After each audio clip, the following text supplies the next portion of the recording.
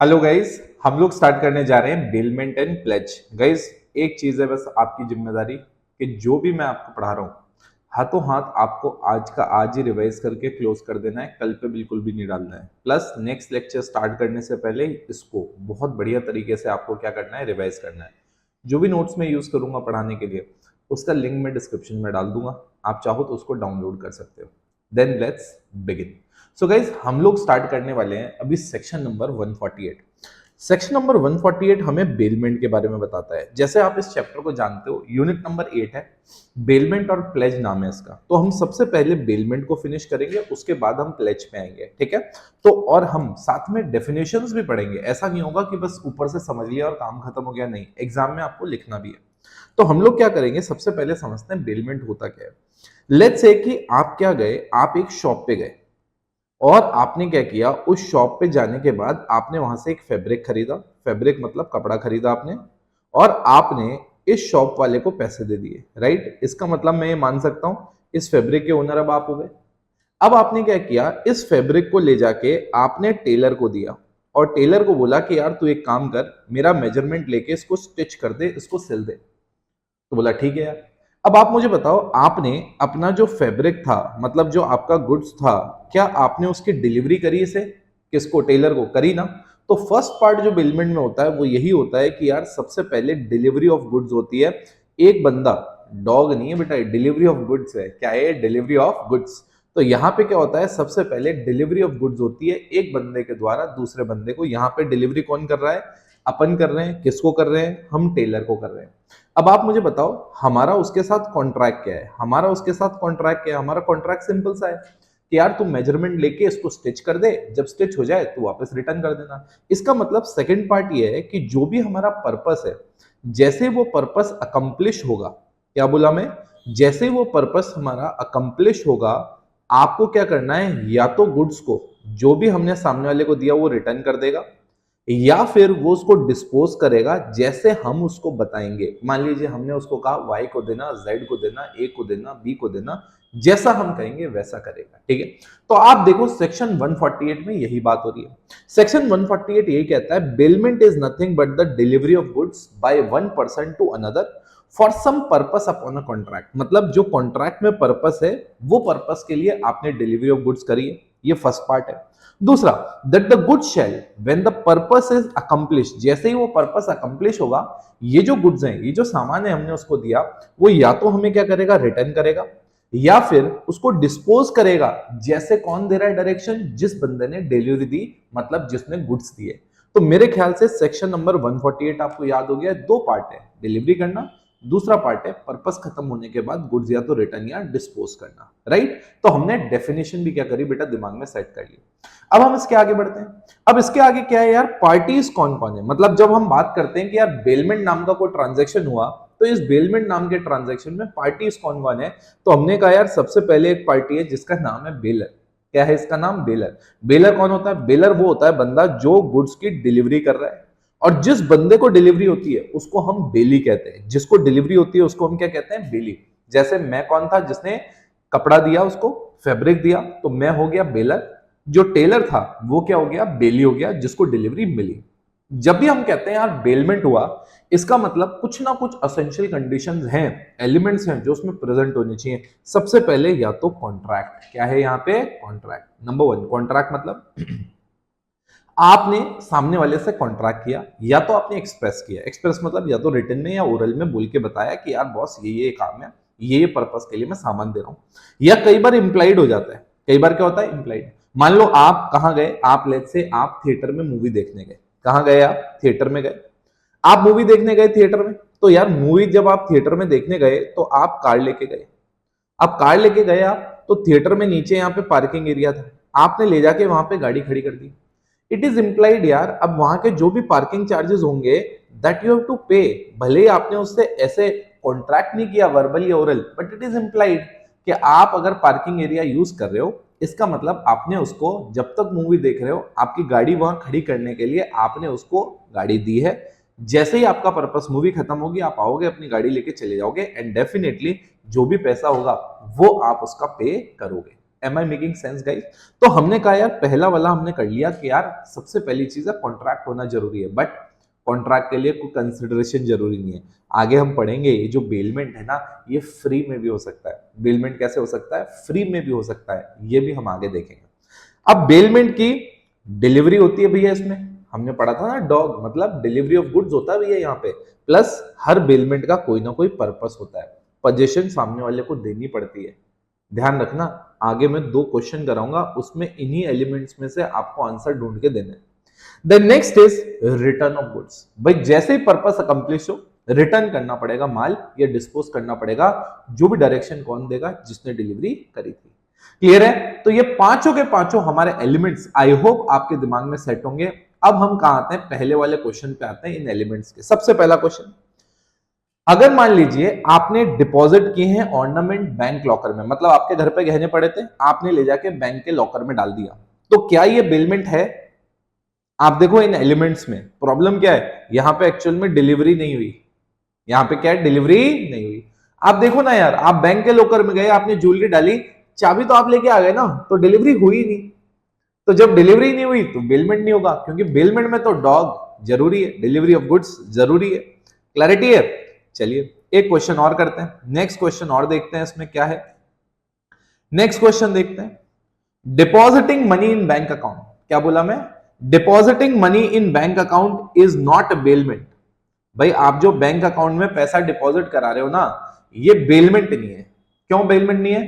क्योंकि जब आप बैंक में ले जाके करेंसी नोट देते हो और बैंक जब बाद में आपको नोट लौटाता है, वो सेम नहीं होते। अरे यार, आप अगर टेलर वाले एग्जाम्पल में आपने फैब्रिक दिया, उसकी शेप चेंज होगी बट आइटम तो सेम ही रहेगा ना। तो आप बेलमेंट में गुड्स को चेंज नहीं कर सकते। गुड्स को क्या नहीं कर सकते? चेंज नहीं कर सकते। तो आई होप आपके क्लियर है, जो हमने एलिमेंट्स पढ़ा वो हमारे को कैसे इन क्वेश्चन को सॉल्व करने के काम आएगा। सो गाइज अभी तक हमने क्या पढ़ा? सबसे पहले सेक्शन 148 बेलमेंट का मतलब पढ़ा हमने कि यार बेलमेंट आखिरकार होता क्या है। फिर हमने देखा कि यार बेलर कौन होता है, बेली कौन होता है। फिर हमने देखे कि 5 असेंशियल एलिमेंट्स देखे जो डेफिनेशन से आप भी आराम से निकाल सकते हो, राइट। अब हम देखते हैं कि यार बेलमेंट के टाइप कौन से होते हैं। तो मैंने कहा यार सबसे पहले आप यहाँ पे देखो, on the basis of benefit की बात कर रहे हैं कि बेनिफिट किसको मिलेगा, उसको हम थोड़ा सा आइडेंटिफाई करते हैं। सबसे पहले अगर बेलमेंट ऐसा भी हो सकता है which is for the exclusive benefit of the baler. मतलब आप मूवी देखने गए, आपने सोचा यार मैं वहां गाड़ी पार्क करूंगा, मेरे पैसे लग जाएंगे, तो बोले यार एक काम करता हूं, मैं मेरी गाड़ी पास में मेरा दोस्त है उसके घर पे खड़ी कर देता हूं। तो आप मुझे बताओ, आपकी गाड़ी थी, आपने दोस्त के घर पे गाड़ी पार्क करी, आप ही को तो फायदा होगा, दोस्त को तो कुछ फायदा होगा नहीं। तो ये बेलमेंट जो हुआ, इसमें बेनिफिट किसका हो रहा है? सिर्फ बेलर का।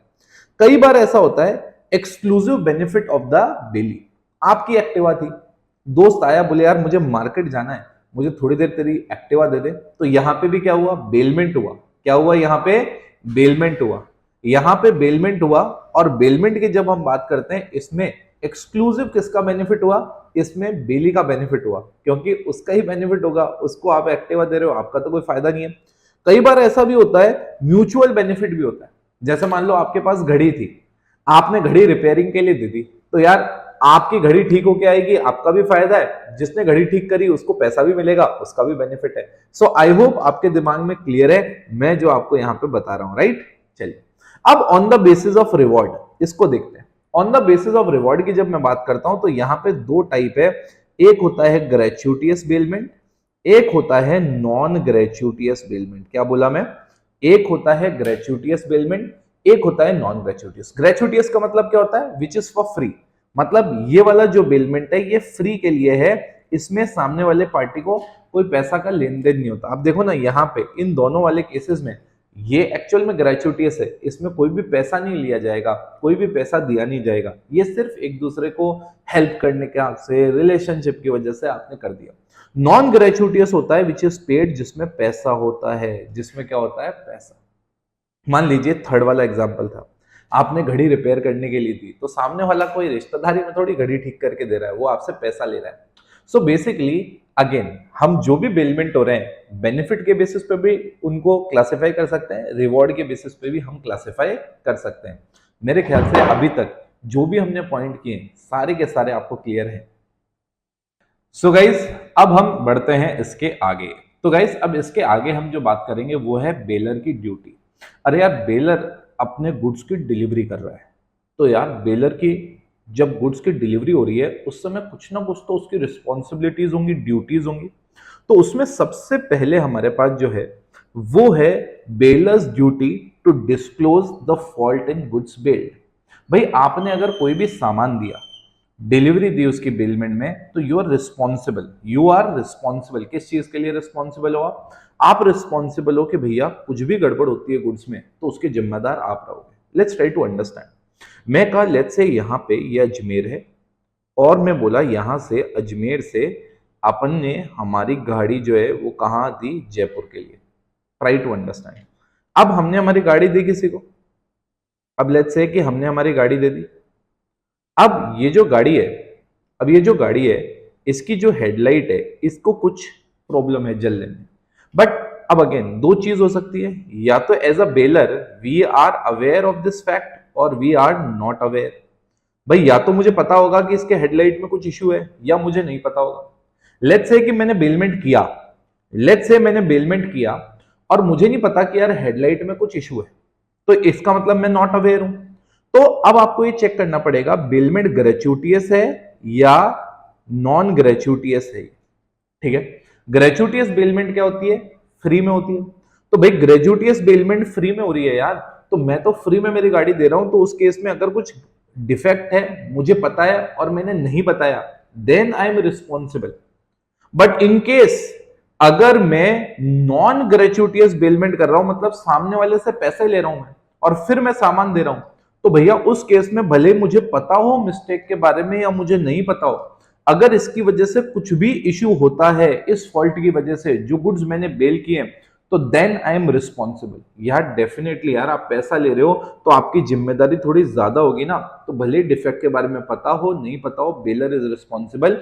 But in case of gratuitous bailment only if the bailor is aware, then only bailor is responsible. तो आई होप पहला क्लियर है। आप देख लीजिए यहाँ पे bailor's duty to disclose faults in goods bailed. Gratuitous अगर बेलमेंट होता है तो रिस्पॉन्सिबल तभी होगा बेलर जब वो अवेयर है।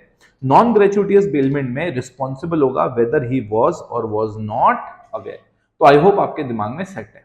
अब बढ़ते हैं अपन नेसेसरी एक्सपेंस के ऊपर। किसके ऊपर, नेसेसरी एक्सपेंस के ऊपर। अब आप समझना इस एग्जाम्पल को थोड़ा सा अपन लोग ट्वीक करते हैं, थोड़ा सा चेंज करते हैं। मैं बोला ये मेरी गाड़ी है, ठीक है, आप समझना ये मेरी गाड़ी है। अब तुम जयपुर जा रहे थे, मैं बोला यार एक काम करो मेरी ये गाड़ी है, इस गाड़ी को तुम क्या करो जयपुर ड्रॉप कर देना यार, मेरा जयपुर में फ्लैट है वहां पे तुम ड्रॉप कर देना। अब इस गाड़ी को तुम ड्रॉप करोगे, अगर मान लो इसमें रास्ते में तुम्हें कोई पेट्रोल डलवाना पड़ा तो उसका पैसा कौन देगा, ऑब्वियसली मैं ही दूंगा। ये मेरे लिए ग्रेचुटियस काम हो रहा है, मेरा एक बेनिफिट था जो मैं तुमसे निकलवा रहा हूं।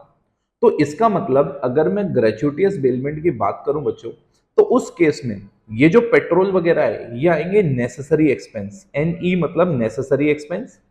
और मान लो रास्ते में गाड़ी खराब हो गई और गाड़ी खराब होने से इसके इंजन में आपको कोई रिपेयरिंग करवानी पड़ी या इंजन में कुछ काम कराना पड़ेगा, ये है एक्स्ट्रा ऑर्डिनरी एक्सपेंस। क्या है, एक्स्ट्रा ऑर्डिनरी एक्सपेंस। अब मैंने कहा इन केस ऑफ ग्रेचुटियस बेलमेंट, यार मेरे लिए मेरी गाड़ी फ्री में कोई जयपुर लेके जा रहा है तो मैं नेसेसरी खर्चे भी उठाऊंगा पेट्रोल वगैरह के, और एक्स्ट्रा ऑर्डिनरी कुछ गड़बड़ हो गई वो भी मैं ही उठाऊंगा। But in case of non gratuitous bailment, मतलब मैं आपको टैक्सी दी थी, मेरा एज अ गाड़ी आपको एज अ किराए पे दी थी, अब मैं बोला यार इस गाड़ी का ना तुम आराम से इसका यूज करो, 2 दिन का मैं तुमसे किराया लूंगा, तो उस केस में यार अब तुम पेट्रोल और ये जो भरवा रहे हो इसके लिए बेलर थोड़ी जिम्मेदार होगा। ये तो तुम गाड़ी लेके जा रहे हो, तुम्हें उसको कहीं घूमने फिरने जाना है, पेट्रोल का तो तुम ही उठाओगे और कोई नेसेसरी खर्चा है वो भी तुम ही उठाओगे। बट अगर कल को रास्ते में इंजन खराब हो गया तो इसका कौन उठाएगा खर्चा, इसका बेलर उठाएगा। क्लैरिटी है, वापस देख लेते हैं। In case of gratuitous bailment, in case of gratuitous bailment, bailor जो होता है नेसेसरी खर्चे भी देता है और एक्स्ट्राऑर्डिनरी भी देता है। But in case of non gratuitous bailment, जो बेलर होता है वो सिर्फ एक्स्ट्रा ऑर्डिनरी खर्चे देता है। कौन से खर्चे देता है, एक्स्ट्रा ऑर्डिनरी। तो अभी हमने बेलर की ड्यूटी में 2 कवर करे बेटा। पहला हमने कौन सा कवर किया, पहला हमने कवर किया मेरे प्यारे बच्चों कि भैया डिस्क्लोज करना पड़ेगा फॉल्ट, और उसमें ग्रेचुइटियस नॉन ग्रेचुइटियस देखा। उसके बाद हमने खर्चे वाला देखा कि नेसेसरी एक्सपेंस देना पड़ेगा। वो सेक्शन कौन सा था? देखो 150 था, यहाँ पे सेक्शन 158 है। हम पहले 148 करके आ चुके हैं। अब हम चलते हैं अगली ड्यूटी पे। अरे यार आप ये समझो, अगर आपने बेलमेंट दिया और लेट्स से आपने बेलमेंट दिया 5 इयर्स के लिए या 5 मंथ्स के लिए दिया, लेट्स ट्राई टू से, और अगर आप इस बेलमेंट को पहले ही तोड़ रहे हो, मतलब आप इस बेलमेंट को पहले ही तोड़ रहे हो, मैं ऑब्वियसली नॉन ग्रेचुइटियस बेलमेंट की बात यहाँ पे कर रहा हूं, तो अगर आप पहले ही तोड़ रहे हो तो सीधा सा फंडा है, मतलब अगर आप प्री मेच्योर टर्मिनेशन कर रहे हो तो सेक्शन 159 ये कहता है कि आपको baler must compensate for the loss. Baler must compensate for the loss जो किसको सस्टेन हुआ? बेली को। नेट लॉस की बात हो रही है यहाँ पे, तो देखो ना, लॉस है माइनस बेनिफिट रिसीव, मतलब मान लो अगर उसको 100 रुपए का लॉस हुआ बट 20 रुपीज का उसको बेनिफिट मिल गया, तो 80 रुपीज का कॉम्पनसेशन आप उसको दोगे।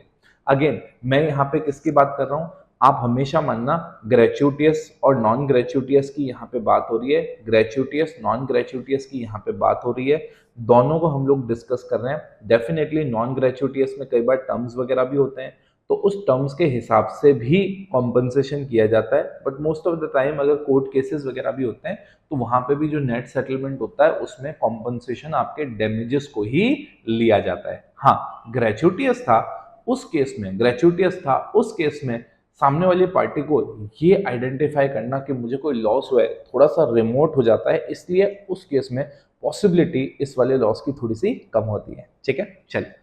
बेलर्स responsibility to bailee. Bailor's responsibility to bailee किस चीज के लिए? अगर मान लो बेली जो है, आप समझो बेलर ने जो सामान, मान लो मैं ये गाड़ी जो बेली को दिया कि जयपुर लेके जा, कल को ये चोरी का गाड़ी होता तो, अब चोरी का गाड़ी होता, रास्ते में इसको पुलिस ने पकड़ लिया या कुछ भी XYZ इशू हो गया, तो उस पर्टिकुलर केस में मेरे प्यारे लाडलों जो भी टाइटल में डिफेक्ट आया उसकी वजह से जो भी नुकसान हुआ बेलर को, बेली को सॉरी, जो भी नुकसान हुआ बेली को, उसके लिए मुझे उसको इंडेमनीफाई करना पड़ेगा। इंडेमनीफाई मतलब उसको कॉम्पनसेट करना पड़ेगा। आ रहा समझे? कल को मान लो मैं उसको बोला कि ये गाड़ी जयपुर छोड़नी है, अब ये जयपुर वहां पहुंच गया, अब ये मुझे कह रहा है सर गाड़ी कहाँ रखूं आप पता बता दो, मैं मतलब उसकी डिलीवरी ले ही नहीं रहा हूं, तो अब जितना भी उसको कस्टडी मेंटेन करने के लिए खर्चा हो रहा है जितना भी उसका एक्सपेंस हो रहा है वो मेरे को सारा का सारा पे करना पड़ेगा। अगेन अगेन अगेन हमने अभी तक 4 पार्ट किए, कौन से? नंबर 1 पहला था फॉल्ट बताने का है, क्या बताने का है? फॉल्ट बताने का है। दूसरा खर्चे, नेसेसरी और एक्स्ट्राऑर्डिनरी खर्चे का डिटेल। तीसरा प्री मेच्योर क्या है? टर्मिनेशन। आ रहा है मतलब नंबर ऑफ मंथ्स के लिए दिया, उससे पहले ही मैं बिलमेंट को कैंसिल करना चाह रहा हूँ। एंड नेक्स्ट इज बिलर का responsibility with respect to the indemnification of the loss, और इनकेस वो कोई डिलीवरी नहीं ले रहा है उस वजह से कोई खर्चा पड़ रहा है। मुझे बताओ क्या आपके दिमाग में सेट है ये? उसके बाद ड्यूटीज ऑफ बेली स्टार्ट होगा, बट यहां तक आपके दिमाग में सेट होना चाहिए कि यार बेलर की 4 ड्यूटीज कौन सी है, वो आपके दिमाग में 100% सेट होनी चाहिए। कभी भी पूछें 4 ये ड्यूटीज आपके निकल के आनी चाहिए। So guys let's begin with the duties of bailee now. So यार ये जो बेली है, बेलर की ड्यूटी है तो बेली की भी होनी चाहिए। यार बेली की सबसे पहली ड्यूटी तो यही है कि यार take the reasonable care of the goods. Section 151 और 152 यही कहता है। यार 151 उस पर ड्यूटी डालता है और 152 एक एक्सेप्शन क्रिएट करता है। तो आओ समझते हैं क्या कहता है। लेट्स से एक्स ने अगर वाई को कुछ ऑर्नामेंट्स दिए रखने के लिए, और वाई ने जैसे खुद के ऑर्नामेंट्स रखता है वैसे ही उसने उसको बिल्कुल बढ़िया तरीके से अच्छे से लॉकर में रखे। अब मान लो कल को वो लॉस्ट हो गए या वो स्टोलन हो गए, तो इस केस में वाई रिस्पॉन्सिबल नहीं है। बेली तभी रिस्पॉन्सिबल होगा जब उसने रीजनेबल केयर नहीं रखी। जैसे कि एग्जाम्पल, अगर एक्स ने उसको क्लियरली कहा था कि यार तू एक काम करना, इनको बैंक में रखना। कहां रखना? बैंक में। फिर भी उसने बैंक में ना रखने के बजाय उसने अपने घर पे रखे यार, तो जब अगर वो अपने घर पे रखेगा तो ऑटोमेटिकली अब चोरी हो गई, इसका मतलब उसने बेलमेंट का कंडीशन पूरा नहीं किया। Now Y will be responsible. तो पहली ड्यूटी तो यही है यार, रीजनेबल केयर रखने का, रीजनेबल केयर। दूसरा, इफ बेली, मतलब अगर मैं आपसे बोलूं मतलब अगेन 152 में वो जो एक्सेप्शन था वो भी पढ़ा देता हूं आपको। Bailee not liable if he has taken reasonable care, मतलब बेली ने अगर रीजनेबल केयर करी है तो वो लाइबल नहीं है। ठीक है, अब आते हैं नेक्स्ट, वो 151 152 हुआ, हाँ, अब 153 और 154 आ रहा है। ये कह रहा है कि यार जो बेली है ना वो लाइबल होगा अगर बेली ने कोई इनकंसिस्टेंट यूज किया। मतलब अगर मान लो आपको कोई पर्पस दिया, मान लो अगर अपने फैब्रिक सिलने को दिया टेलर को, कल को टेलर का बच्चा वही सूट पहन के किसी शादियों में जाके अटेंड कर रहा है, इसका मतलब उसने इनकंसिस्टेंट यूज किया। इसका मतलब यह है कि अब जो बेली है वो लाइबल होगा अगर कुछ भी डैमेज हुआ तो। साथ ही साथ अगर बेलमेंट, मान लो अगर कोई टाइम फ्रेम का भी होता है या बेलमेंट में अभी कुछ बाकी है कुछ पर्पस, तो भी बेलमेंट को अगर बेलर चाहे तो कैंसिल कर सकता है। मतलब ये बेलमेंट वॉइडेबल हो जाएगा। क्या हो जाएगा? Bailment voidable. तो बेले की ड्यूटीज हमने क्या देखी? दो ड्यूटी देखी अभी तक। नंबर 1, रीजनेबल केयर रखना, इनकंसिस्टेंट यूज नहीं करने का। क्या नहीं करने का? इनकंसिस्टेंट यूज नहीं करने का। उसके बाद आता है not to mix the goods, मतलब उसको मिक्स नहीं करने का गुड्स को। क्या नहीं करने का? मिक्स नहीं करने का। बट लेट्स से उसने मिक्स किया, तो पहले चेक करो उसने विद कंसेंट किया या आगे ये जो दोनों केस है विदाउट कंसेंट किया। विद कंसेंट मतलब when he was mixing the goods, तो उस पर्टिकुलर केस में जो मिक्सिंग करी वो हमसे पूछ के करी या हमसे बिना पूछे करी। अगर हमसे पूछ के करी है, कंसेंट लेके, बेलर की कंसेंट लेके उसने मिक्स किया, तो भैया जिस मतलब उनका जो इंटरेस्ट है वो उसी प्रोपोर्शन में रहेगा जिस प्रोपोर्शन में उनका पहले था। ठीक है, तो मान लो जिस प्रोपोर्शन में उनका, जैसे मान लो जो भी क्वांटिटी को बेस ले लिया है किसी को भी, तो जो भी फाइनली नया आउटपुट आया उसमें उनका उसी प्रोपोर्शन में इंटरेस्ट रहेगा जिसमें उनका पहले था। अब मैंने कहा लेट्स से उन्होंने जो ये किया मिक्सिंग विदाउट कंसेंट किया, यार बेली ने बिना पूछे ही मिक्सिंग कर दी, तो उस केस में अगर गुड्स सेपरेट हो सकते हैं, क्या बोला मैं? गुड्स अगर सेपरेट हो सकते हैं तो बेली जो होगा उसको सेपरेट करा के देगा और जो भी सेपरेशन के चार्जेस होंगे वो बेली खुद बेयर करेगा। But let's try to understand, बिना कंसेंट के उसने किया और ये जो गुड्स हैं ये सेपरेट नहीं हो सकते, तो जितना भी बेलर को नुकसान होगा वो सारा का सारा नुकसान कौन बेयर करेगा? बेली बेयर करेगा, क्योंकि बेली की ड्यूटी थी। मुझे बताओ ना कितने हो गए? 3। पहला कौन सा था? Reasonable care. पहला कौन सा था? रीजनेबल केयर, उसको रीजनेबल केयर रहने का। दूसरा, अब अगेन एक चीज और ध्यान रखना, ये जितने भी मैं आपको पढ़ाए इसमें ना दो दो हैं, मतलब आपको ये जो दोनों सेक्शन नंबर है ये आपको ध्यान रखने का है और बहुत आसानी से हो जाएंगे अगर अपन कंसिस्टेंटली इसको फॉलो करते हुए चले। तो मैं क्या बोला आपको? टोटल अभी तक 3 पढ़ा है। मैं बोला पहला क्या था? रीजनेबल केयर रखने का। दूसरा क्या था? इनकंसिस्टेंट यूज नहीं करने का। तीसरा क्या था? यार अपने मिक्स के, अपने गुड्स के साथ इसको मिक्स नहीं करने का। अपने गुड्स के साथ बिल्कुल भी मिक्स नहीं करने का। अगर कर दिया तो कंसेंट से किया या बिना कंसेंट से। बिना कंसेंट के किया तो सेपरेट हो सकता है या नहीं हो सकता? सेपरेट हो सकता है तो करके दो। जो नुकसान होगा सेपरेशन का कौन बेयर करेगा? बेली। सेपरेट नहीं हो सकता तो जितना नुकसान बेलर का होगा कौन बेयर करेगा? बेली। दिमाग में गया क्या यार? बिल्कुल दिमाग में सेटअप है। अब आप देखो अगला, अब गुड्स क्या करने हैं? रिटर्न करने हैं। अब गुड्स रिटर्न कब करने हैं भैया? अरे यार गुड्स आपने बेल किए, गुड्स में जो भी टाइम था उस बेलमेंट का वो एक्सपायर हो गया, तो अब आपको गुड्स रिटर्न करने पड़ेंगे। या तो बेली को या तो बेलर को, जैसा बेलर कहे। कल को बेलर ये भी कह सकता है किसी और को देना है तो डायरेक्शन के हिसाब से दे दो। बट अगेन आपको ये वेट नहीं करना है कि बेलर आके आपसे डिमांड करेगा। आपको टाइम खत्म हो गया, आपको ले जाके गुड्स रिटर्न करने का है। तो ये 160 कहता है। 161 क्या कह रहा है? 161 ये कह रहा है responsible to the bailee, responsible to the bailor for any loss, destruction और डिटेरियोरेशन ऑफ द गुड्स। अगर मान लो कुछ भी गुड्स को हुआ, कुछ भी ऊंचा नीचा हुआ, डिस्ट्रक्शन हुआ, कुछ भी गड़बड़ हुआ गुड्स को, यार बेली की जिम्मेदारी थी ना उसको ध्यान रखने का, तो उस केस में वो लाइबल हो जाएगा। सर उस केस में उसकी गलती नहीं हुई तो वो नहीं होगा था, बट डिटेरियोरेशन मतलब उसकी गलती है, उसी वजह से ये हो रहा है, तो बेलर अपने लॉस का कॉम्पनसेशन लेगा। अब इसके बाद देखो रिटर्न एंड एक्रीशन। एक्रीशन क्या होता है? जैसे मान लो बुक में भी बहुत परफेक्ट एग्जांपल दे रखा है। मान लो आपके पास गाय थी, आपने गाय किसी को देके गए एज अ बेलमेंट के, यार ध्यान रखना। अब मान लो गाय की बेबी हो गया, तो भाई अब वो जो बेबी हुआ, बेलर जो है वो बेबी और गाय दोनों को वापस मांगेगा। बेली ये नहीं कह सकता यार तूने गाय दी थी, गाय लेके जा, बेबी मेरा हो गया, ऐसा नहीं हो सकता। तो जो भी एडिशन इंक्रीज हुआ, प्रॉफिट हुआ, वो सब बेलर का ही है। Next is not to set up adverse type. यार आप ये नहीं सेटअप कर सकते कि यार इसका मालिक मैं हूं, आप ये बेलर के बिहाफ पे ही होल्ड करोगे। You can not set up adverse title कि भैया हम मालिक हो गए। तो गाइज मुझे बताओ, हम लोगों ने हम लोगों ने अभी 6 ड्यूटीज पढ़ी हैं। किसकी? हमने 6 ड्यूटीज पढ़ी हैं। और वो ड्यूटीज किसकी पढ़ी हैं? हमने बेली की। आपके टिप्स पे होनी चाहिए सारी की सारी ड्यूटीज। सो गाइज अब हम स्टार्ट कर रहे हैं जो कि राइट्स हैं बेलर के। यार अभी हमने क्या खत्म किया? हमने ड्यूटीज खत्म की। अब हम किस पे आ रहे हैं? राइट्स पे। कि यार ये जो बेलर है इसके पास क्या क्या राइट्स है। तो यार जब ड्यूटीज पढ़ ली तो अब राइट तो इजी हो जाएगा, क्योंकि जो बेली की ड्यूटीज होंगी उनमें से मोस्ट ऑफ द क्या बन जाएंगी? बेलर की राइट्स। जैसे अभी देखिए, right to terminate the contract. यार हम लोगों ने वो पढ़ा था ना, कौन सा? कि अगर इनकंसिस्टेंट यूज करता है, कौन इनकंसिस्टेंट यूज करता है? बेली।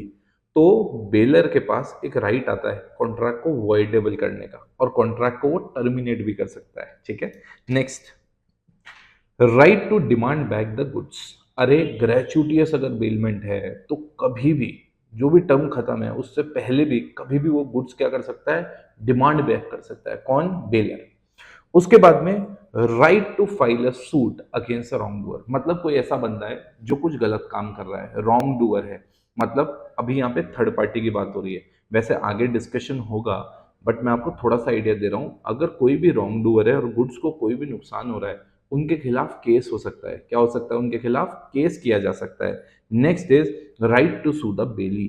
अरे यार अगर बेली के ऊपर कोई भी लाइबिलिटी आ रही है, बेली की कोई भी ड्यूटी है और वो पूरी नहीं कर रहा है, तो भैया उसके खिलाफ केस किया जा सकता है। कोर्ट में केस हो सकता है, सू किया जा सकता है कि भैया तेरे को ये काम करना पड़ेगा, या तेरी वजह से जो नुकसान हो रहा है वो हम लोग क्या कर सकते हैं? क्लेम कर सकते हैं।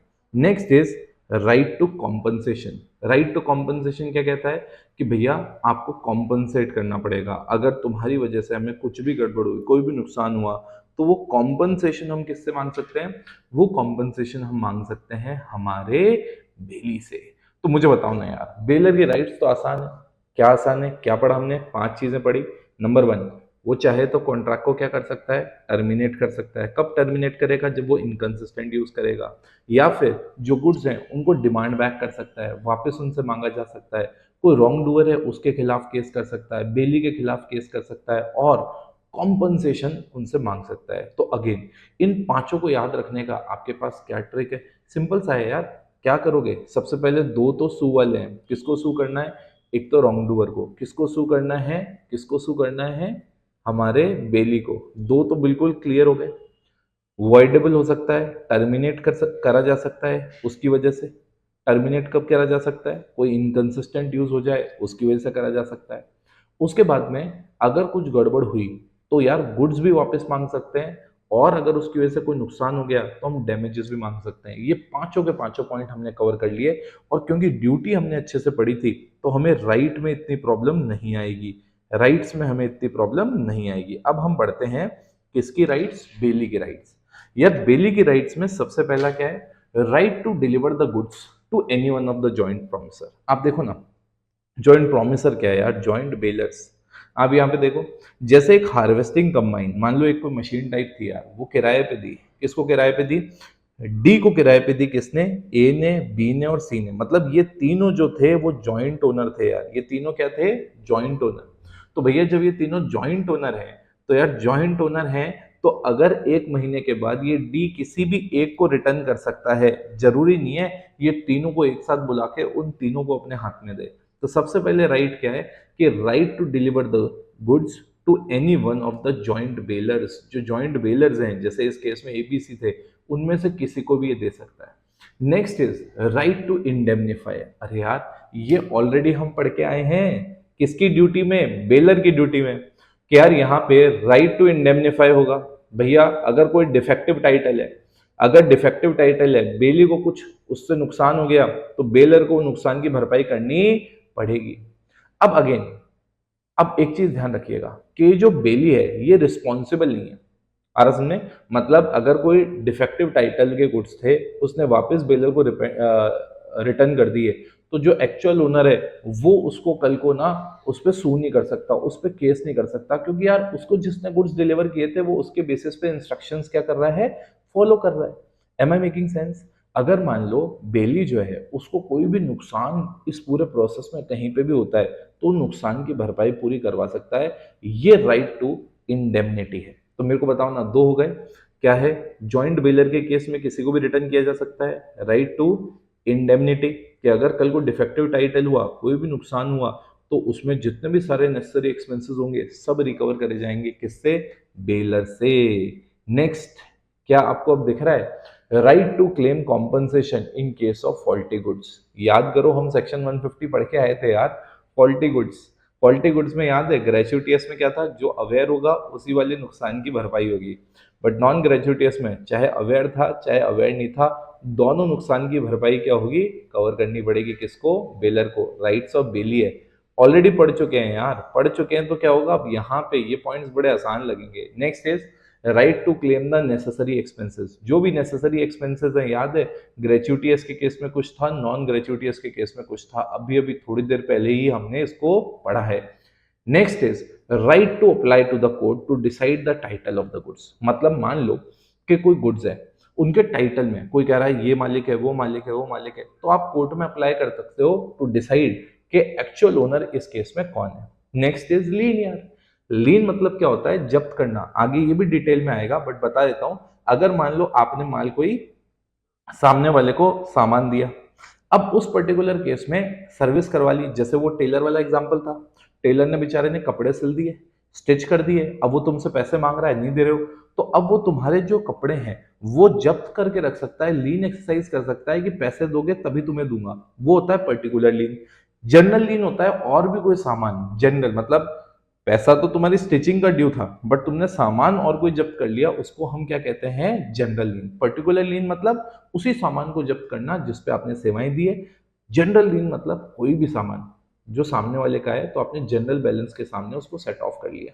तो भैया हमने 7 राइट्स पढ़ी हैं। कितनी राइट्स पढ़ी हैं? 7। तो यार मुझे बोलो ना, क्या हमने जब पहले ड्यूटीज पढ़ी थी उसमें जितना हम लोगों ने कॉन्सेप्चुअली पढ़ा था, उसका फायदा आप देख लो हमें यार राइट्स में हो रहा है, आराम से बिल्कुल क्रिस्टल क्लियर दिमाग में जा रही है। सो गाइज, अब स्टार्ट करने जा रहे हैं हम rights of bailor and bailee against any wrongdoer. मतलब कोई थर्ड पार्टी है, उस थर्ड पार्टी ने अगर कुछ गड़बड़ कर दी, गड़बड़ कैसी? या तो गुड्स को कोई इंजरी पहुंचा दी, या आप जो गुड्स को एंजॉय करना चाहते हो या कोई राइट आप लेके रखना चाह रहे हो उससे आपको डिप्राइव किया जा रहा है, तो यार चाहे बेलर हो चाहे बेली हो, ये केस कर सकते हैं, केस फाइल कर सकते हैं इस थर्ड पार्टी के अगेंस्ट।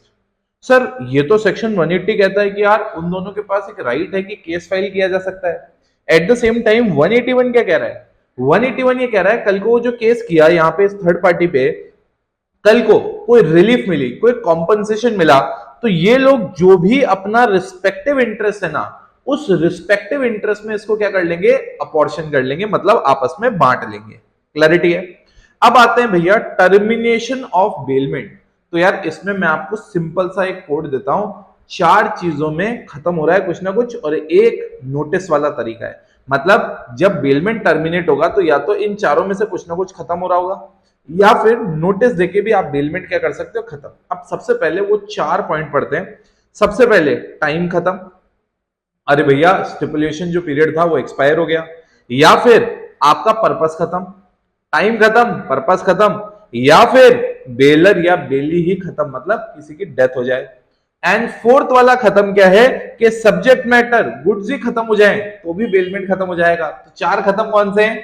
टाइम खत्म, पर्पस खत्म, बेलर या बेली खत्म, या गुड्स खत्म। एंड नोटिस, पांचवा कौन सा है? नोटिस। नोटिस कौन? अगर बेली कोई भी इनकंसिस्टेंट यूज करता है तो भी क्या हो सकता है? खत्म हो सकता है। दूसरा, अगर ग्रेचुइटियस बेलमेंट था तो वो जो बेलर है वो कभी भी क्या कर सकता है? उसको टर्मिनेट कर सकता है। मुझे बताओ ना, क्या टर्मिनेशन आपके दिमाग में सेट हो गया? अगर सेट हो गया तो अब बढ़ते हैं हम हमारे अगले पॉइंट पे। अब स्टार्ट करते हैं हमारा पॉइंट नंबर 8। पॉइंट नंबर 8 क्या कहता है? Finder of goods. भैया जिसको भी कल को किसी और के गुड्स मिल गए तो उस बंदे की ड्यूटी क्या है? ड्यूटी सिंपल सी है कि भैया ट्रू ओनर को फाइंड करो और जो भी गुड्स है उनको क्या कर दो, सरेंडर कर दो, और कोई ड्यूटी नहीं है।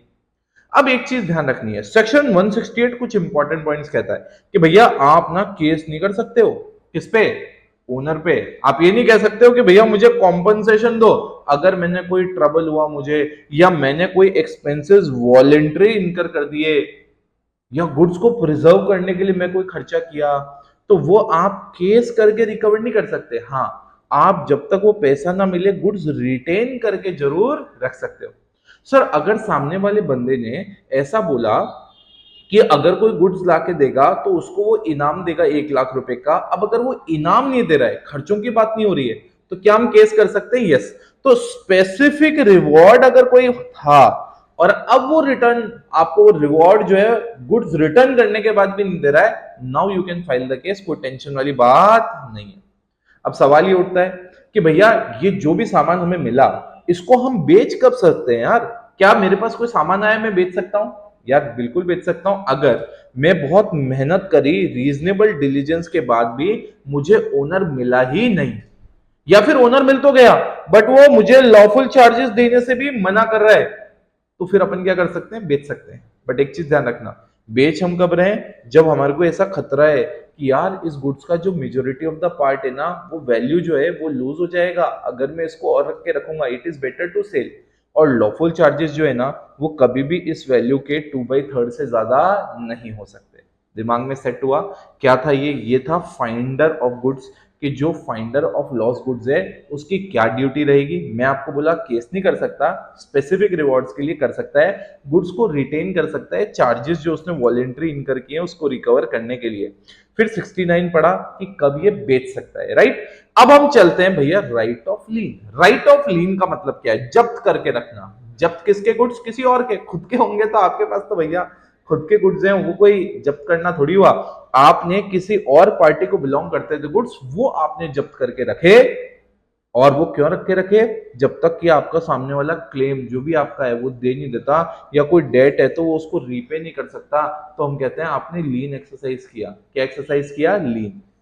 अभी जो लीन है वो दो टाइप का होता है, एक होता है जनरल लीन, एक होता है पर्टिकुलर लीन। जनरल लीन 171 सेक्शन में है, पर्टिकुलर लीन 170 में है। देखो नाम से पता पड़ रहा है, जनरल लीन मतलब जनरली, मतलब आप सामने वाले में कोई पैसा मांगते थे, आ रहा समझे, किसी भी चीज की वजह से, बट आपने जिसके लिए अपनी सेवाएं दी थी, जिस चीज पे आपने अपने कोई लेबर लगाई थी, उस चीज को आप नहीं रिटेन कर रहे हो, आप कोई भी उसका सामान रिटेन कर रहे हो, सो दैट आपने जो उसको सेवाएं दी वो पैसा रिकवर कर पाओ। वही पर्टिकुलर लीन क्या हो रही है? उस पर्टिकुलर सामान जिस पे आपने लेबर या स्किल या कोई भी सेवाएं दी, उसी गुड्स को आप जब रिटेन करते हो तो वो क्या हो रहा है? पर्टिकुलर। मैं इस पे सेवाएं दी थी, तुमने मुझे इसके चार्जेस नहीं दिए, मैं ये सामान अब तुम्हें नहीं दूंगा, दैट्स अ पर्टिकुलर लीन। आपने सेवाएं किसी पे भी दी हो बट आपने सामान उसका कोई और जब्त करके रख दिया, वो कौन सी लीन? पर्टिकुलर। अब आराम से पढ़ते हैं। नेचर ऑफ बैलेंस, देखो जो मैं बताया वो यहाँ लिखा है, अगेंस्ट जनरल बैलेंस, मतलब ये जनरली कोई भी बैलेंस के अगेंस्ट आपने कोई गुड्स रिटेन कर दिए, ये against the specific balance of accounts है, कि जिसपे आपने लेबर या आपने कोई लेबर दी या कोई स्किल दिया, कोई सेवाएं दी। अब आप देखो ना, इन्वॉल्वमेंट ऑफ लेबर, जनरल में तो जो आपने जब्त किया उस पर जरूरी नहीं है कोई लेबर हो, बस यहाँ पे वो लेबर या स्किल होनी चाहिए उन गुड्स पे जिनको आप लीन एक्सरसाइज कर रहे हो, ठीक है। उसके बाद अगर आपको जनरल लीन एक्सरसाइज करनी है तो भैया इट इज थ्रू अग्रीमेंट, मतलब एग्रीमेंट में आपके पास राइट होना चाहिए, नहीं तो आप जनरल लीन एक्सरसाइज नहीं कर सकते। बट स्पेसिफिक लीन ऑटोमेटिक होती है, एग्रीमेंट में बात हुई नहीं हुई, आपने सेवाएं दी, सामने वाले ने पैसा नहीं दिया, आप उसको जब्त करके रख सकते हो, कोई टेंशन की बात नहीं है। अब जैसे ये जनरल इनका होती है बैंकर्स के केस में, फैक्टर्स के केस में, पॉलिसी ब्रोकर्स के केस में। वहीं ये वाली जो लीन है, जो कौन सी? पर्टिकुलर लीन, ऑलरेडी बेली वाले केस में, प्लेजी वाले केस में, अनपेड सेलर वाले केस में, इन सब जगह होती है। सो आई होप आपको ये जनरल लीन और पर्टिकुलर लीन दिमाग में सेट हो गया और रहेगा। ये जो डिफरेंस है बेसिस बेसिस के बेसिस पे आपको दिमाग में सेट करके रखने का है, राइट। तो गाइस ये बेलमेंट के आपके एक एक पॉइंट हम लोगों ने डिस्कस कर लिए इन डेप्थ, इन डिटेल।